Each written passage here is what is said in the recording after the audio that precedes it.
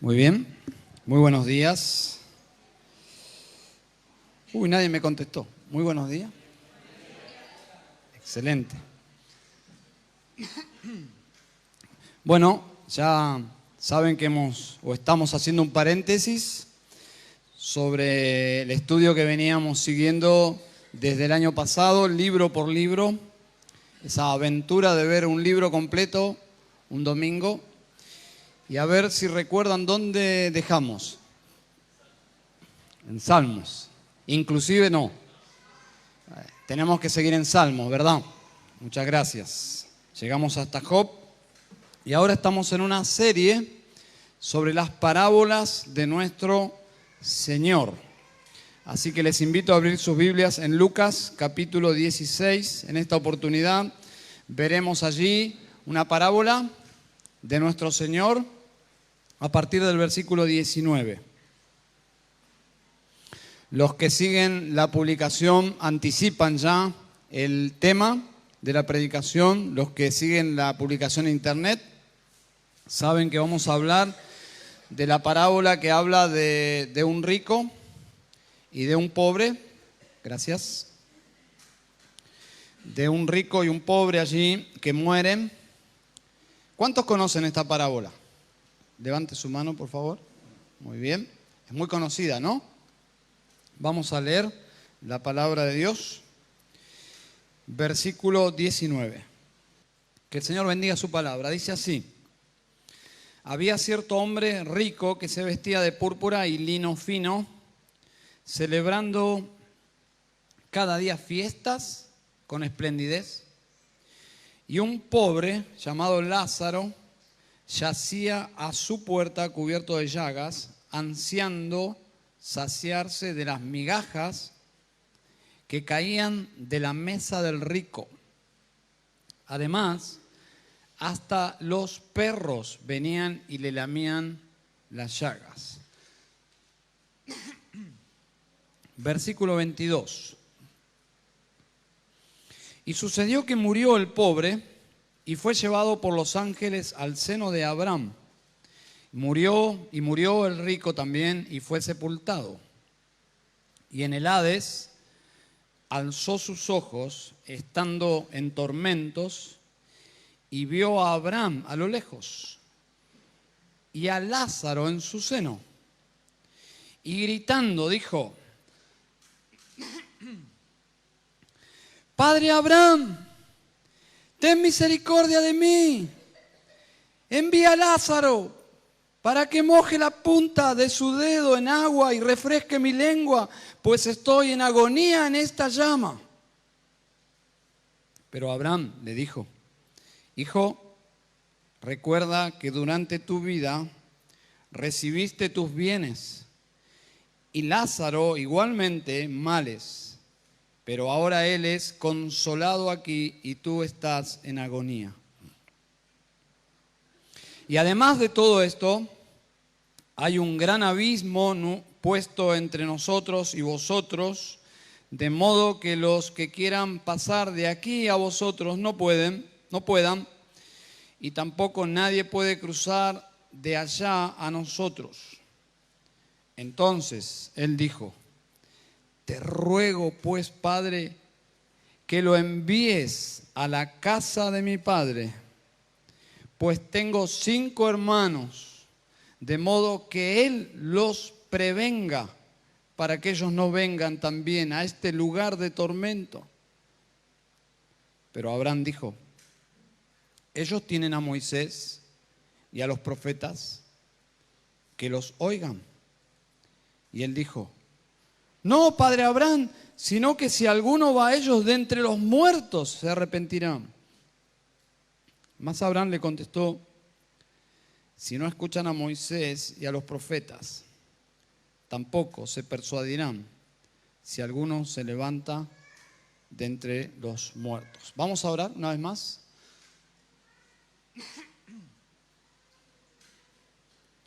Señor, cada palabra que hemos leído salió de los labios de tu Hijo, el Maestro de los Maestros, con la intención de enseñar a su auditorio tu palabra, verdades que tienen que ver directamente contigo y con nosotros. Y es para nosotros relevante saber qué significan estas palabras. Y es por eso que oramos a ti, que tu Espíritu Santo acuda a nosotros, a este salón, para que nos ayude a entenderla y aplicarla. Ese mismo Espíritu que ilumina a tu iglesia también es el mismo Espíritu que lleva a los pecadores a la salvación, Señor. Y también probablemente personas en este lugar necesiten ir quebrantados a Jesucristo, tu Hijo, para pedir perdón por sus pecados y salvación. Señor, nosotros haremos nuestra parte aquí. En mi caso, predicar. El auditorio, oír. Pero solo tu Espíritu puede hacer el resto. Así que estamos dependiendo de ti en esta hora, en el nombre de Jesús. Amén. En una ocasión, hablando con un hombre que había sido líder en una iglesia evangélica por algunos años, pero en el momento de la charla, él era un activo miembro mormón. Curioso, ¿no? De líder evangélico al miembro activo en la iglesia mormona. Entonces le pregunté cómo había llegado a ese lugar. Y me dijo que entró en una crisis de fe con la teología bíblica. Según la Biblia, su mamá, amorosa, estaba en el infierno. Pero según los mormones, había esperanza para su mamá. Él mismo podía hacer algo por su mamá muerta y rescatarla, bautizándose por ella y un evangelio mormón. Así que él decidió pasarse al mormonismo para salvar a su mamá muerta. Esa señora era mi bisabuela. ¿Qué le diríamos a una persona que sinceramente pregunta, no para cuestionar, pero que sinceramente en su corazón pregunta, ¿dónde está ahora mi ser amado? ¿Dónde está en este momento mi ser amado que murió? Internamente sabemos que la persona que se murió no era cristiana. ¿Qué pregunta? Una respuesta amorosa y bíblica podría ser la siguiente. Mire, no importa dónde está su ser amado. No importa, porque ya no hay nada que hacer. La Biblia dice que una vez que partimos de este mundo, ya no hay nada por hacer. Si había algo por hacer, debía ser de este lado de la muerte. Así que ya no hay nada que hacer, pero lo que sí podemos saber, que el deseo más profundo de esa persona, en el más allá, no importa dónde esté, es que usted escuche el evangelio que ahora yo quiero compartir con usted. Eso sí sabemos, que esa persona, no importa dónde esté, desea en lo más profundo de su corazón que usted ahora me escuche lo que yo tengo que decirle y le compartís el evangelio. Pero alguien puede responder, ¿y cómo puedes asegurar eso? ¿Cómo podemos saber que alguien que está en el infierno, por ejemplo, tiene este deseo para sus seres amados? Bueno, lo acabamos de leer, ¿no? Lo hemos visto en esta parábola, versículos 27 y 28. Este hombre se está quemando en la condenación, pero él tiene memoria y desea esperanza para los que están en la tierra todavía. y pide por sus 5 hermanos que alguien les vaya a predicar, y especialmente Lázaro. Le pide a Abraham que envíe a Lázaro a predicarles el Evangelio. Bueno, el difunto, en este caso, está perdido y aún tiene buenos deseos en su estado de perdición acerca de la salvación de sus seres amados. Y si un difunto está en el cielo y está disfrutando, como Lázaro, más aún, porque si en vida sus oraciones eran por la salvación de sus seres amados, ¿cuánto más ahora en la presencia de Dios desea que sus seres amados vengan a ese lugar precioso que nosotros conocemos sencillamente como el cielo? ¿Está bien? Así que no importa dónde esté la persona, el difunto, yo creo que el deseo de alguien que está en condenación o que está en el cielo es que los vivos escuchen el Evangelio.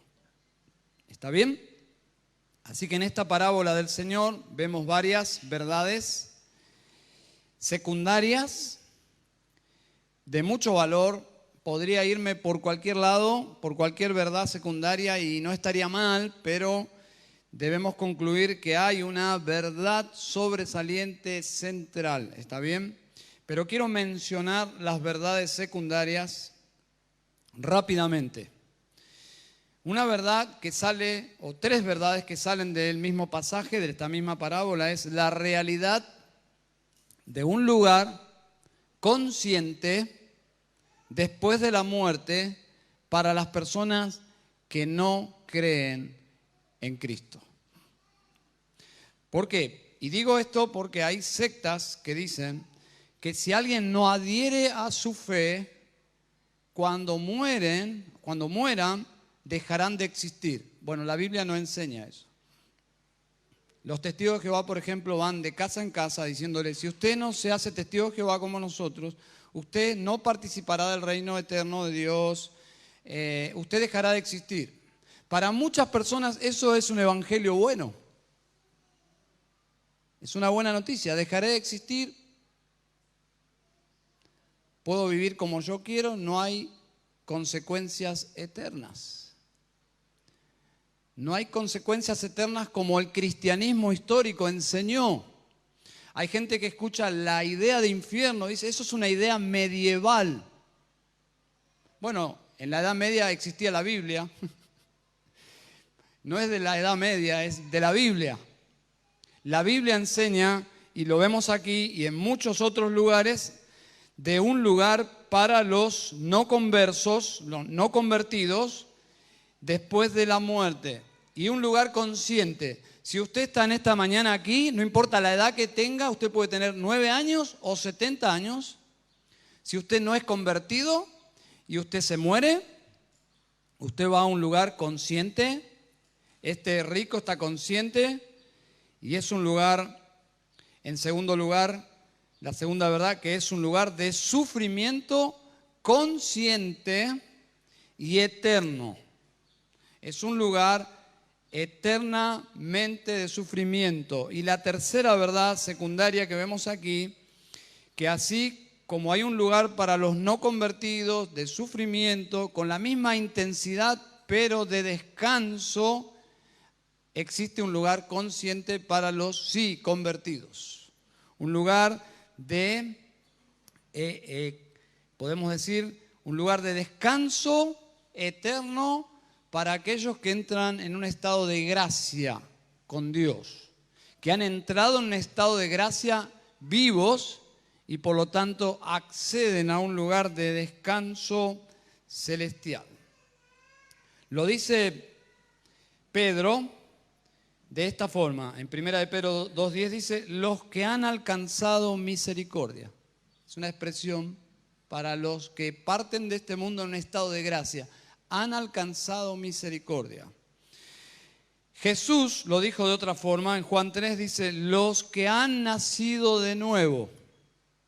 Otra forma de decir, de un estado de gracia con Dios. Pablo lo dice de una forma elocuente, los que están en Cristo.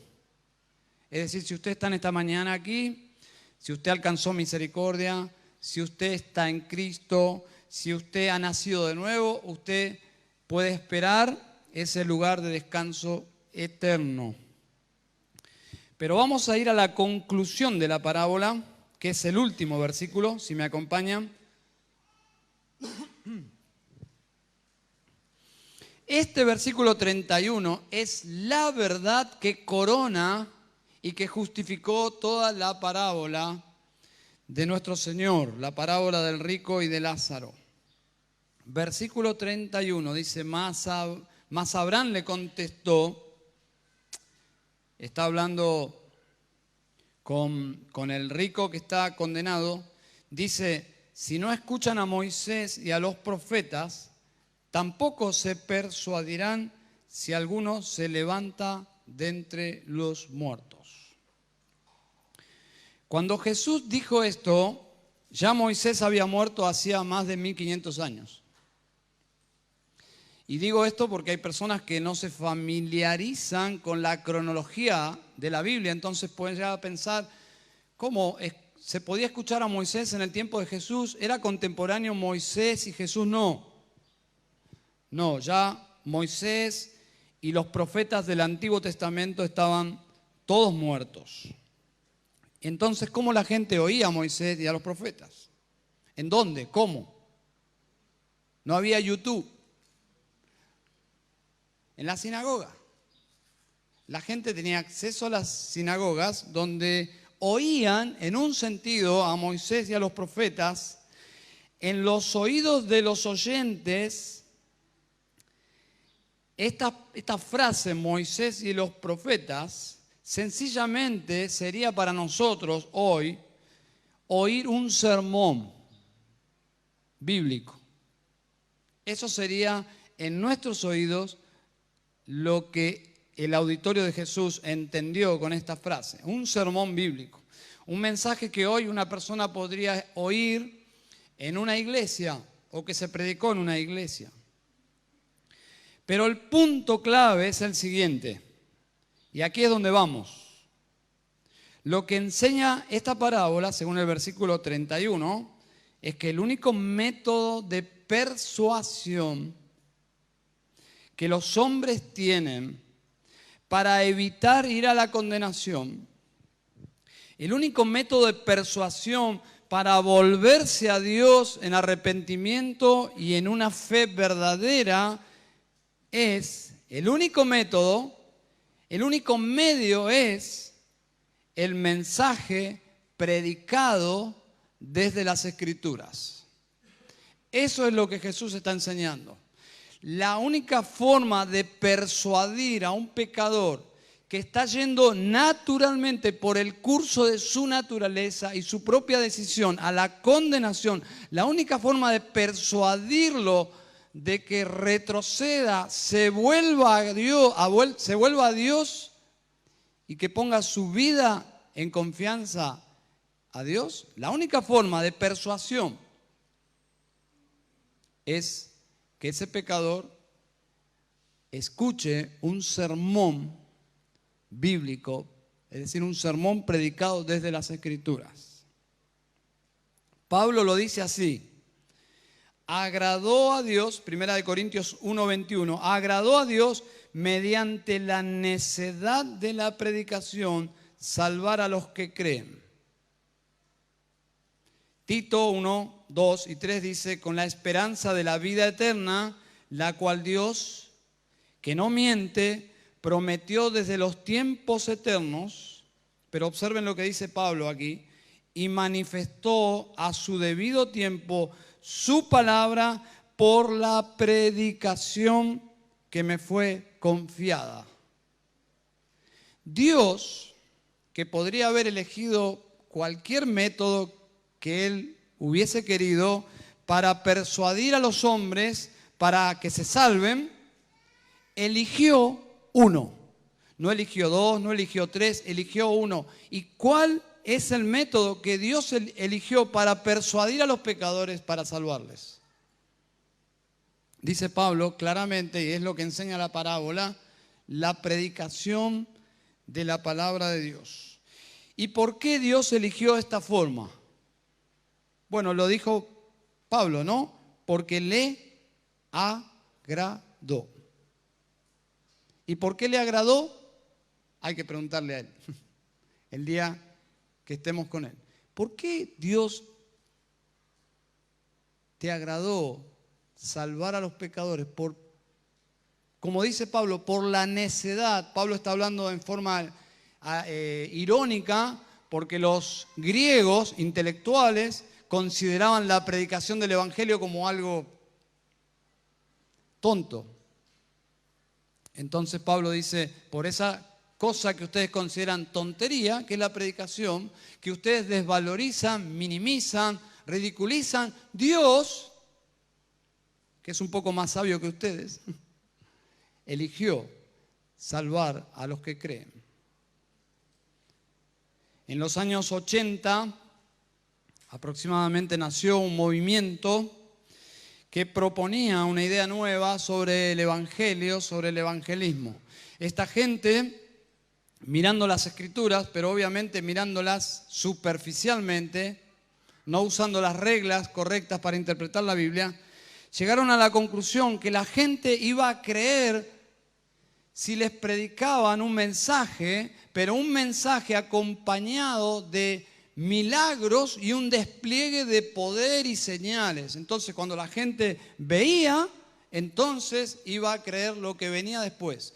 Como que el mensaje del Evangelio era el postre y la comida principal era un despliegue del poder de Dios en las reuniones, lo que resultaría en mucha gente convirtiéndose a Cristo. Bueno, la lógica de esta premisa la encontramos aquí en esta parábola, en el versículo 27 al 30.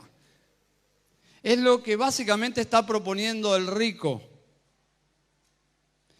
Dice, te ruego que lo envíes. ¿De quién está hablando? De Lázaro. Que lo envíes a la casa de mis hermanos. Cuando le vean, van a ser persuadidos. Imagínate la cara de sus hermanos cuando vean que el mendigo enfermo, que ellos saben que murió, porque murió, fue sepultado, ahora se les aparece y le dice ¡wuh! Y los hermanos se arrepienten y creen porque, claro, es un método extraordinario. Dice, no, Abraham. No, padre Abraham, versículo 30, si alguno va a ellos de entre los muertos se arrepentirán. La tiene clarísima el rico. Esta idea de un evangelismo exitoso, productivo, atractivo, ¿no le sorprende que viene de la mente de un incrédulo? ¿Se dan cuenta de dónde viene esta idea de un evangelio acompañado de señales que la gente pueda ver? ¿No les sorprende que esta idea es gestada en el Hades de fuego?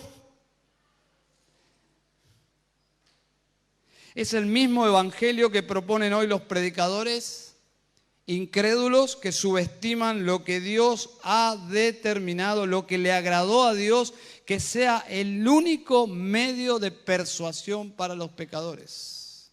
Si un pecador no se arrepiente frente a la sencilla exposición del evangelio bíblico, histórico, cristocéntrico, cruzcéntrico, con una tumba vacía, no se va a arrepentir si viene el mismo apóstol Pablo a predicarle de entre los muertos. Versículo 29, pero Abraham dijo, me encanta pensar en la sencillez del argumento de Abraham, ¿no? El padre de la patria, el padre de la fe. Algo sabía de fe, ¿no? Abraham.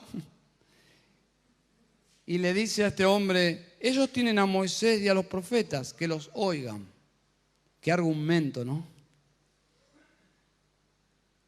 Qué argumento. Frente a esta idea tremenda de este hombre iluminado, Abraham le dice sencillamente, y casi aburrido, ¿no? Tienen a Moisés y a los profetas, que los oigan. Me imagino la cara del rico.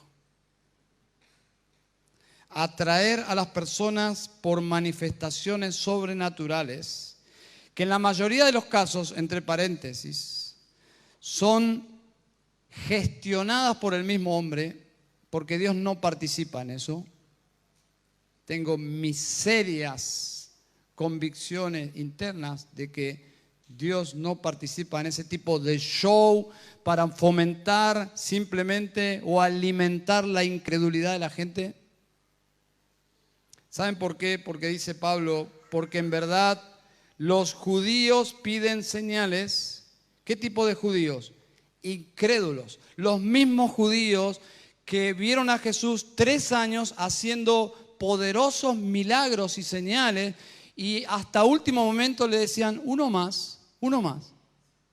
Si nos das de comer como Moisés les dio de comer, vamos a creer. 3 años Jesús estuvo haciendo milagros. Los judíos piden señales, dice Pablo. Los griegos buscan sabiduría, pero nosotros predicamos a Cristo. El Cristo que el mundo no apetece. Ese es el Cristo que predicamos nosotros. ¿Y quién puede abrirle el apetito a un pecador por un Cristo que su alma no apetece? Dios. Solo Dios. Solo Dios. ¿Alguien puede decir, entonces estamos en las manos de Dios? Sí. Amén. Tu eternidad depende de Dios. Pero hay algo que tienes que hacer. Y si lo haces es porque Dios te lo concedió. Sin ir más lejos, la humanidad ha sido expuesta al milagro más grande de todos los tiempos. Yo no sé qué presidente fue quien dijo, el hombre llegó a la luna, 1969, ¿no? No sé qué presidente fue, Nixon, ¿puede ser? El milagro más grande es que el hombre llegó a la luna. A alguien se le cruzó y le dijo, no, señor presidente, el milagro más grande es que Cristo resucitó de los muertos. Y el mundo no ha sido persuadido. Ya más de 2000 años de historia frente a la señal más, no sé, maravillosa de parte de Dios, una tumba vacía, su Hijo levantándose de los muertos como anticipó que iba a suceder y el mundo no fue persuadido. Y creo que el Señor en el versículo 31 anticipa su propia resurrección. Dice Abraham, si no escuchan a Moisés y a los profetas, y esto lo agrego yo, créeme que no se van a persuadir si alguno, y Jesús podría decir, si alguno se levanta entre los muertos, créeme que yo me voy a levantar de los muertos y el mundo no se va a persuadir. Solo hay una forma que Dios ha usado para vencer nuestra propia resistencia, nuestra propia incapacidad por arrepentirnos y venir a Cristo. Hay una sola forma poderosa desplegada por Dios y es por medio de la palabra predicada. Eso es lo que enseña esta parábola. Así es como Dios salva a los perdidos. Es la lógica de Pablo en Romanos 10, ¿se acuerdan? Romanos 10:14 dice él, con una serie de preguntas que siguen un argumento, dice, ¿cómo pues invocarán a aquel en quien no han creído? ¿Y cómo creerán en aquel de quien no han oído? ¿Me sigue? ¿Y cómo oirán sin haber quien les predique? ¿Se dan cuenta del argumento? Nadie va a llegar a creer en alguien de quien no han oído y no van a llegar a invocarle si no han oído. ¿Y cómo van a oír si no va a haber a alguien ahí que vaya y les predique? El elemento fundamental en toda esa serie de preguntas es oír la predicación acerca de Cristo es fundamental. Si no hay predicación acerca de Jesús, no hay salvación. Nadie, no importa las buenas intenciones, el buen corazón, la buena predisposición para las cosas religiosas o espirituales, no importa. Si no hay una predicación clara, si no hay un entendimiento del Evangelio, nadie puede ser salvo. Es lo que Pablo explica y es lo que vemos en esta parábola. Dice, no se van a persuadir tus hermanos, sino por la predicación de Moisés y los profetas. Este es el asunto vital en esta parábola del Señor. ¿Está bien? Podríamos terminar acá e irnos convencidos que necesitamos predicar el Evangelio para que las personas se salven. Esa sería una gran aplicación, ¿no? Podríamos orar y decirle al Señor, entiendo por todas las Escrituras y en especial en esta mañana por esta parábola, tengo que hablar de Cristo. Eso lo puedo entender, pero ¿cuánto nos cuesta obedecer eso? ¿Cuánto nos cuesta obedecer? Miren sobre Lázaro, por ejemplo, dice que él murió, fue llevado por los ángeles, casi como escoltado, ¿no? Escoltado como si fuese un personaje importante, escoltado por los ángeles al seno de Abraham. ¿Alguien puede leer esta frase y qué significa eso? Yo podría ser muy simplista y decir el seno de Abraham es el cielo, pero tenemos que justificar qué entendieron los que estaban escuchando a Jesús.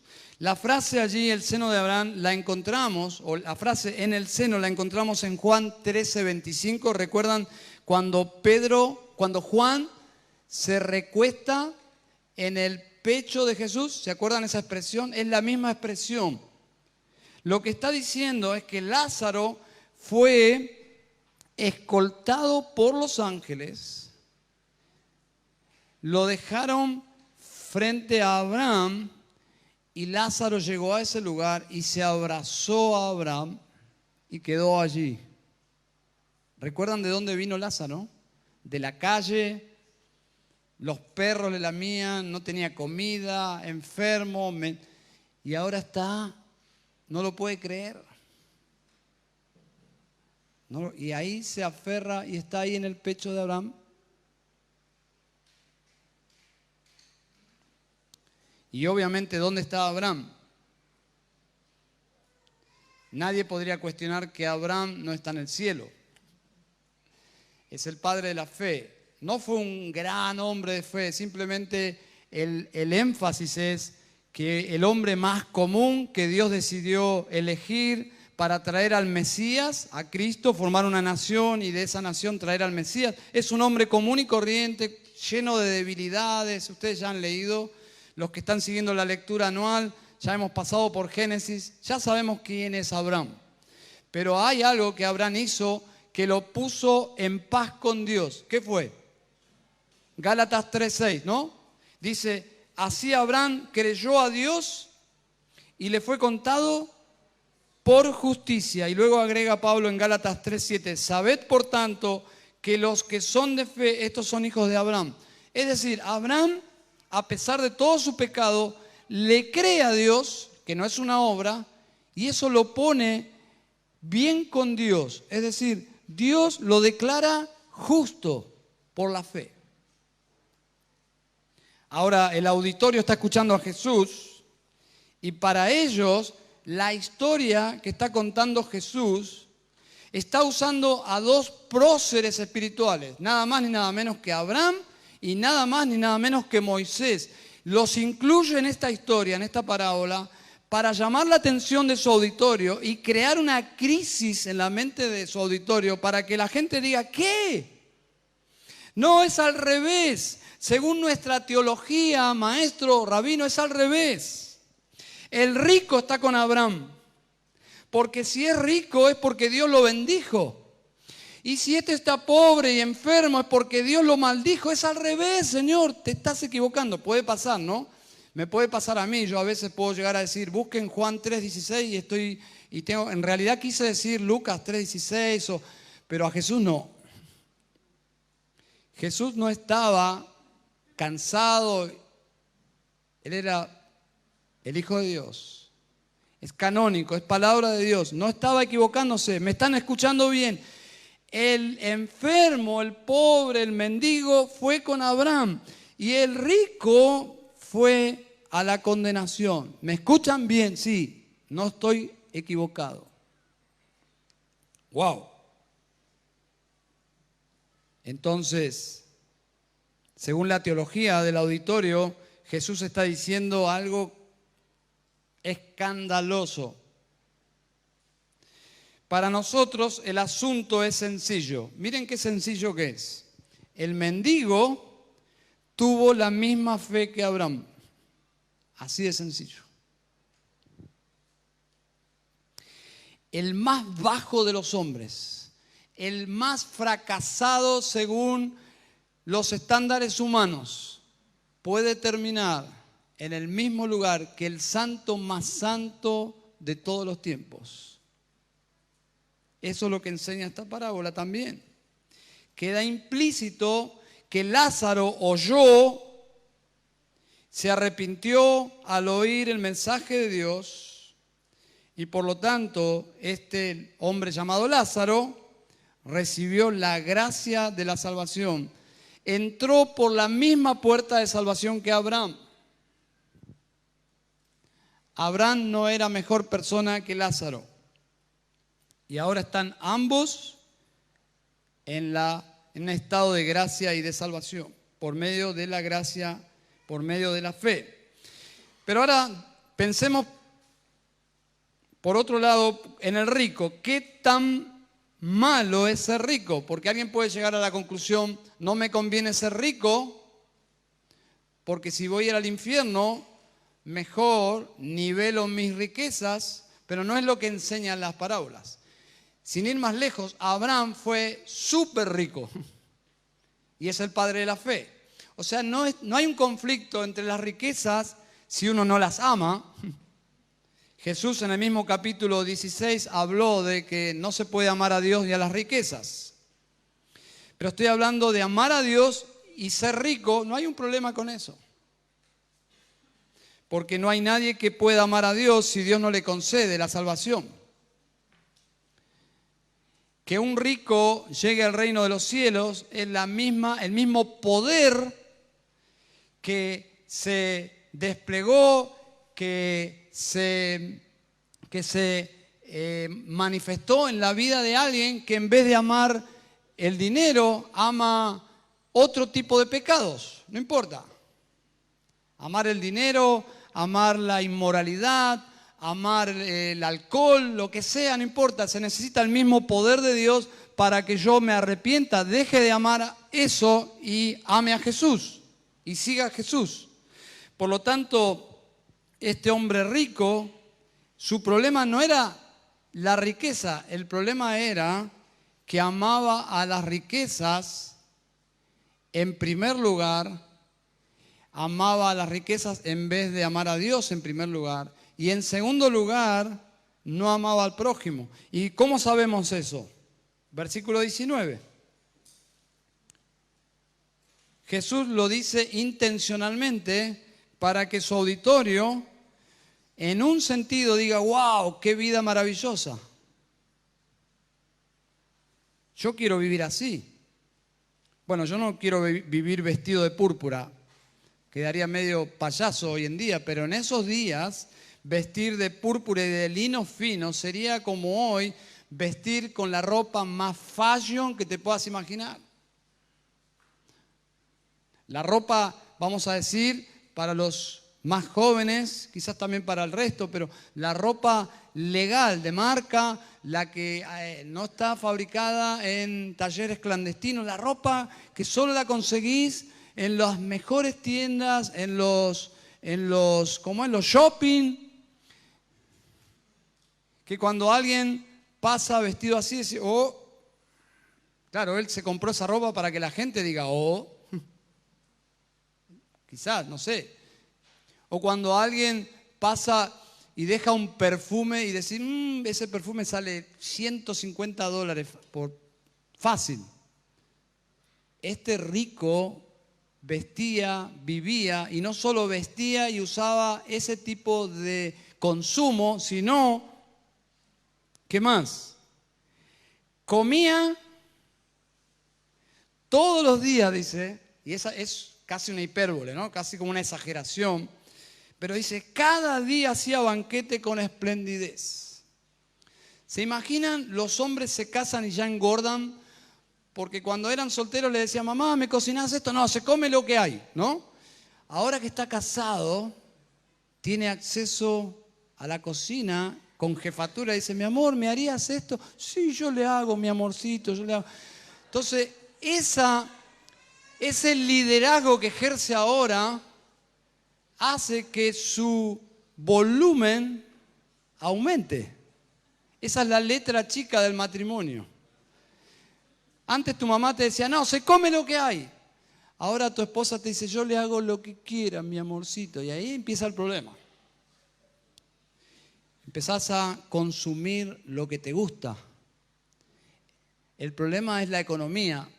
Vos no podés comer todo lo que te gusta, excepto que seas rico. Este rico comía todos los días lo que quería. ¿Se imaginan qué tentación?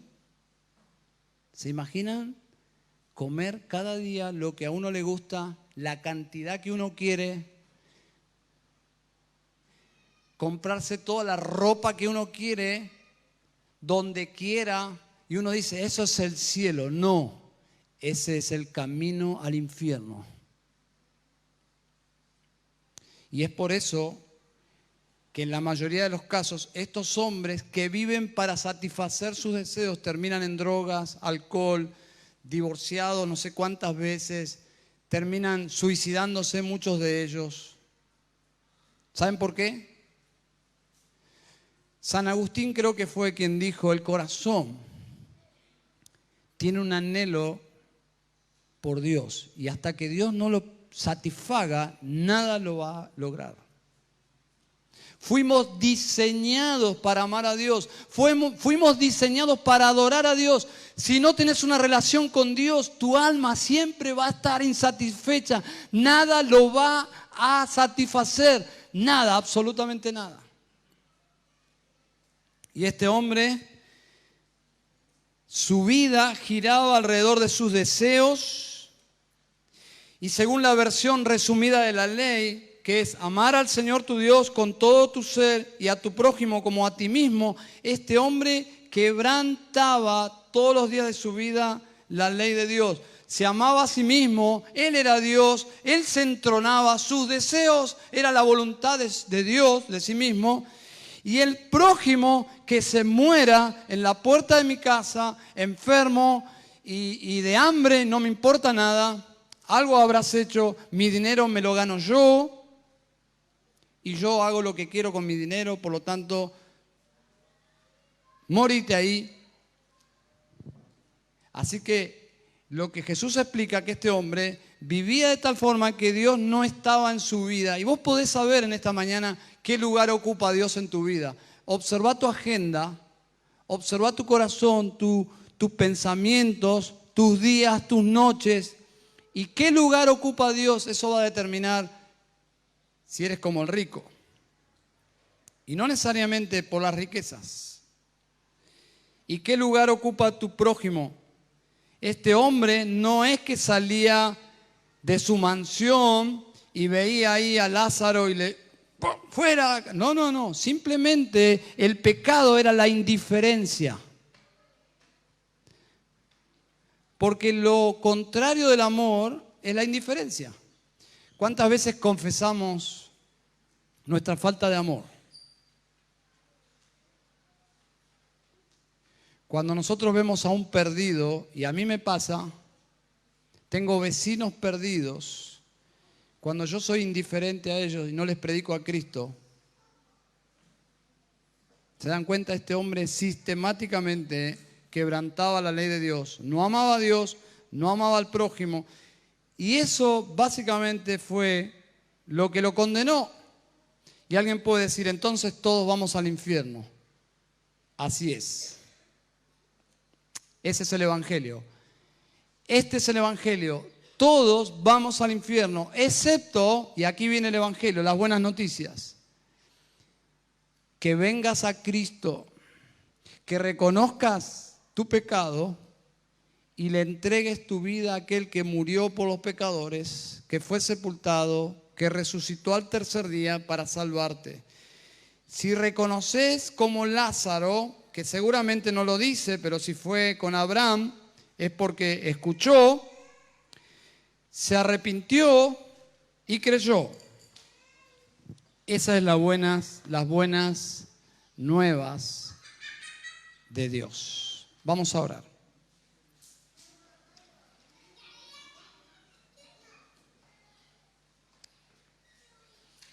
Señor, todos somos pecadores, pero aquí hay pecadores que todavía, Señor, no han nacido de nuevo. Y eso es algo que solo tú puedes hacer, Padre. Porque cada nacido de nuevo en este lugar da testimonio de que fue por tu gracia, fue por el poder del Evangelio, fue por tu amor. Así que, Señor, acudimos a ti para que derrames salvación en medio de nosotros. Por esta simple realidad de que tú has elegido, te has agradado que los pecadores sean persuadidos por la predicación del Evangelio. Así que, Señor, hemos predicado a Cristo, hemos cantado a Cristo, hemos orado a Cristo. Y ahora, Señor, dejamos a Cristo para todo aquel que quiera venir a recibirlo. Quiera venir a postrarse ante Él y reconocer, Él es el Rey, el único Dios verdadero, el único camino a la gloria. Y sin Cristo solo hay condenación y frustración, Padre. Así que gracias por el Salvador precioso que predicamos. Te damos gracias, Señor, por el Evangelio y lo hacemos en el nombre de Jesús. Amén y amén. Que el Señor bendiga.